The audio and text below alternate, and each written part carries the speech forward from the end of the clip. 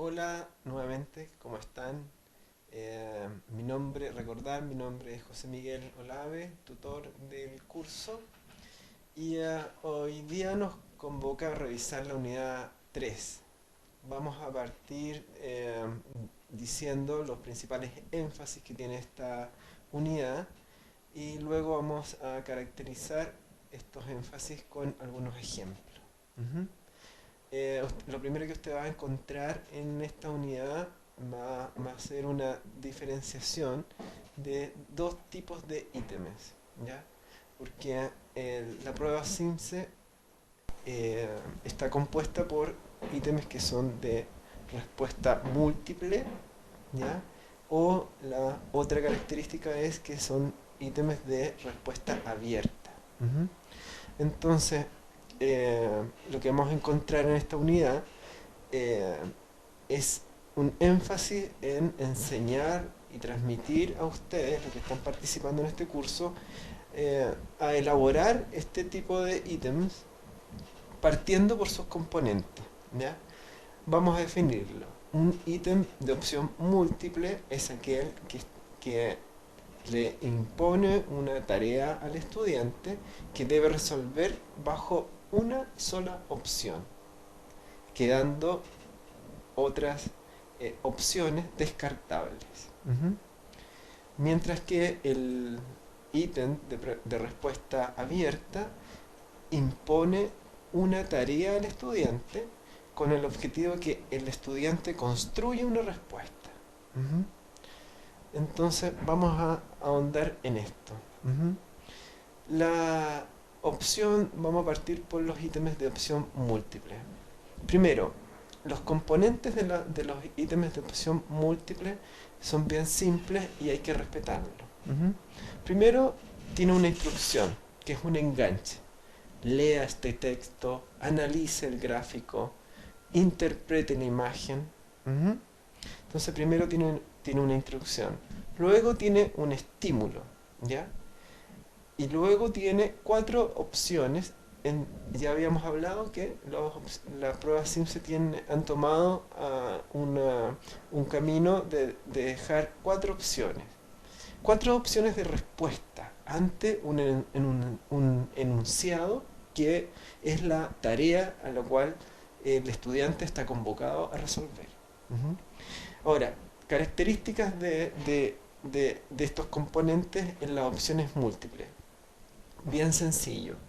Primero, las instrucciones deben ser eh, claras. Luego, el estímulo debe ser un contexto donde el estudiante va a resolver una tarea.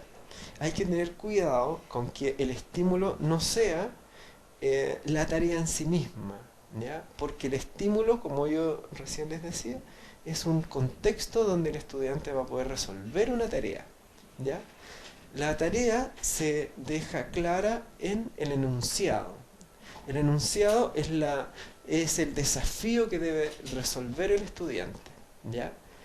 Eh, en el capítulo uno puede profundizar un poco más sobre esto. Hay enunciados que desarrollan tareas que son más simples, hay otras tareas que son más complejas. En este caso, lo que tenemos que nosotros asegurarnos es que el enunciado esté afincado o se sostenga a través de un indicador. En un momento más vamos a mostrar cómo se hace esto, ¿ya? Recordando nuevamente que el estímulo es un contexto. Entonces, puede ser un texto, una ilustración, una fotografía, puede ser un gráfico, puede ser también en nuestro sector de aprendizaje se usa mucho que ocupemos fuentes y eso es muy bueno porque aparte de construir una buena pregunta, en la utilización de fuentes nos ayuda a la comprensión lectora, que es una competencia amiga, por decirlo, de nuestro sector. Ujú. Al avanzar nuestra unidad, usted va a encontrar un ejemplo donde se resume bien claramente todos estos componentes. ¿Ya? Se puede mostrar en la diapositiva que usted va a empezar a ver detrás de mí, o a un costado de mí, donde está la instrucción dice lea y observa el afiche, ¿sí? Ahí está la instrucción, y luego conteste la pregunta. Entonces está el afiche, este afiche corresponde al contexto o estímulo. Luego viene debajo de este enunciado, o sea, perdón, este estímulo, viene el enunciado, que es la tarea que hay que resolver. En este caso está enmarcada por una pregunta, ¿no? Y esta pregunta responde a 4 opciones. La característica de estas opciones es que son 4 alternativas donde de las 4 una sola es clave o correcta y las otras 3 son totalmente incorrectas. Esto es muy importante porque no podemos falsear con información, con alternativas que puedan ser semi correctas o parcialmente correctas. Volver a repetir, 4 alternativas, una de ellas es totalmente correcta y las otras 3 son distractores que deben inducirnos o señalarnos a los profesores que corregimos estos ítems algún tipo de error. Ahora, aquí es muy importante porque al ser un distractor debe llevarnos a que el estudiante nos señale un tipo de error que puede ser o procedimental, o sea, sabe hacer o no sabe hacer algo, confunde una información, confunde un concepto para operacionalizarlo, o el otro tipo de error eh, utilizado en los distractores del SIMSE son los distractores que tienen que ver con errores conceptuales. Por lo tanto, la construcción de un ítem no es solamente la buena pregunta. Yo diría que son todos estos componentes los que construyen un buen ítem. Una instrucción clara, un estímulo que nos lleva a un contexto, un enunciado que diga claramente cuál es el desafío o tarea, y 4 alternativas donde una es clave y las otras 3 son distractores plausibles, como se usa en el lenguaje evaluativo. Plausible, ya decía, que son distractores que nos señalan un error que puede ser procedimental o conceptual. Luego vamos a revisar los ítems de respuesta abierta. La diferencia con los ítems de selección múltiple está dado porque en esta la respuesta del estudiante a la tarea que se le ha señalado es de construcción propia y no está propuesta por alternativas que el evaluador externamente ha señalado, sino que por el contrario el, el estudiante va construyendo. Por lo tanto, aquí los componentes de este tipo de ítems van a ser más simples. Primero va a ser un enunciado que también nuevamente señala una tarea que debe desarrollar el estudiante y luego espacio suficiente para responder. Aquí hay algunos detalles que uno puede mirar. El espacio debe ser suficiente, no tan extenso, pensando en el tipo de respuesta, porque cuando los estudiantes ven un espacio muy largo, se piensa que deben dar una respuesta muy larga también, y eso puede un poco desanimar a los estudiantes, ¿ya? Y si por lo contrario el espacio es muy pequeño, de, se reduce la capacidad o la eventual calidad de respuesta. Por lo tanto, hay que pensar en tipos de respuestas, ¿ya? Y esto es bien importante porque además es muy importante que los ítems de respuesta abierta estén acompañados por una pauta de corrección. La pauta de corrección se construye al unísono con el enunciado. La forma más fácil de hacerlo es pensar en una pregunta y luego pensar en un tipo de respuesta. Luego ese tipo de respuesta lo podemos llevar a una pauta. La clave de construcción de una pauta para preguntas abiertas tiene dos elementos. Una, que se identifican las claves disciplinarias de esta respuesta. Si vamos a hablar de un concepto, si vamos a distinguir entre patrimonio cultural o patrimonio no tangible o patrimonio concreto, ¿no? Esos son claves disciplinarias. Lo otro es distinguir niveles de complejidad en términos del desarrollo de pensamiento. Solo identifica información, analiza, complejiza la información, evalúa, propone soluciones. Entonces, los ítems de preguntas abiertas deben estar acompañados por su pauta de corrección. Esto agiliza la revisión y luego la construcción de la calificación, que siempre va acompañado de las pruebas, ¿ya? Esto pensando en que, por supuesto, que en la prueba CINCE hay un equipo de correctores que hace este trabajo, pero en la sala de clase nosotros somos los que elaboramos las pruebas y también corregimos. Por lo tanto, hay que considerar que la pauta de corrección nos va a ayudar a hacer más eficiente todo este proceso. Ujú. Por último, señalar que los tanto ítems de respuesta abierta o los ítems de respuesta única eh, deben responder a una serie de criterios que son muy importantes de corregir y que están bien señalados en la unidad, pero los vamos a recordar. Primero, deben estar alineados al marco de evaluación, es decir, que hay que preguntar cosas que tengan que ver con el currículum y el nivel de enseñanza que estamos construyendo preguntas.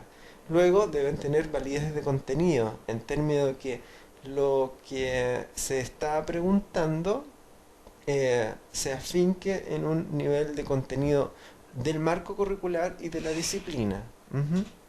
Tercero, deben ser disciplinariamente correctos, es decir, debe presentar enfoques que están actualizados con la disciplina. Entonces, y cuarto, deben ser pedagógicamente significativos, es decir, las tareas que se señalan no deben cumplir con una lógica de que el estudiante va a responder. Por lo tanto, de alguna manera tenemos que pensar en enganches que tengan que ver con la vida cotidiana del estudiante, para que esta pregunta, a la vez de ser una buena información para el profesor, sea un desafío significativo para el estudiante, para quien va a hacer esta tarea señalada, ¿no? Luego, algunos aspectos que también a veces son de sentido común, pero uno a veces no los revisa muy bien, que tenga que ver con que las preguntas tienen que estar de acuerdo al nivel evolutivo de los estudiantes. Por eso mismo, por ejemplo, a veces ponemos algún estímulo que es muy complejo de leer, muy complejo la información que está en el estímulo, y eso le quita confiabilidad al ítem, ¿ya? Por eso, otra recomendación es fijarse en la información que presenta este estímulo y la forma de formular la pregunta, que sea bastante clara en términos de que sea concisa, específica de lo que se espera que el estudiante responda. Por eso ahora yo los invitaría a ver uno de los estímulos que está puesta en el curso, donde se señala los criterios que hemos ido nombrando. Son 6 criterios y que se dan cuenta con: uno, con el indicador; 2, con el objetivo de evaluación; son pedagógicamente significativos; son disciplinariamente correctos; la formulación es clara; la formulación responde a la etapa evolutiva; y además uno puede mirar en este estímulo que pusimos como ejemplo, también puede mirar las alternativas que están construidas: 4 alternativas, una es clave y las otras 3 inducen a un error, y si uno mira la imagen puede analizar los errores conceptuales o procedimentales que podrían llevarnos a señalar. Esto es re importante porque cuando uno piensa en desde una perspectiva para el aprendizaje, el error informa algo, ¿ya? No solamente te niega o no te certifica como correcto, sino que para nosotros los profesores es muy importante también saber por qué se equivocan los estudiantes, cuáles son los errores que son más recurrentes, ya que son una ayuda para seguir haciendo clases, ¿no? Desde esta perspectiva quisiera cerrar la unidad número 3 pensando en que la evaluación, como planteamos en la unidad 1, la evaluación es una herramienta de información para tomar decisiones pedagógicas que se lleven a cabo en la sala. Es una información para el profesor. No solamente el CIMSE debe ser una información para la escuela o para el sistema. Debe ser una información que sirva a los profesores para tomar mejores decisiones didácticas en el aula, mejores estrategias a partir de cuánto saben y cuánto deben aprender los estudiantes. Ajá. Con esto quisiera agradecer los minutos de atención que han tenido en este curso y invitarlos nuevamente a que sigamos repasando y recordando contenidos que están puestos en la página web. Ahora, recordar también que al final de esta unidad tiene dos evaluaciones. Una evaluación que tiene que ver con un foro, que es para ver la capacidad de reflexión de los participantes. Y por último, un aspecto que no podíamos dejar de evaluar es la capacidad de los participantes de elaborar ítems. Así es que los invito muy entusiasmados a que ustedes puedan participar y resolver nuestras últimas dos evaluaciones de este curso. Vuelvo a repetir, mi nombre es José Miguel Olave y espero que sigan participando de este curso.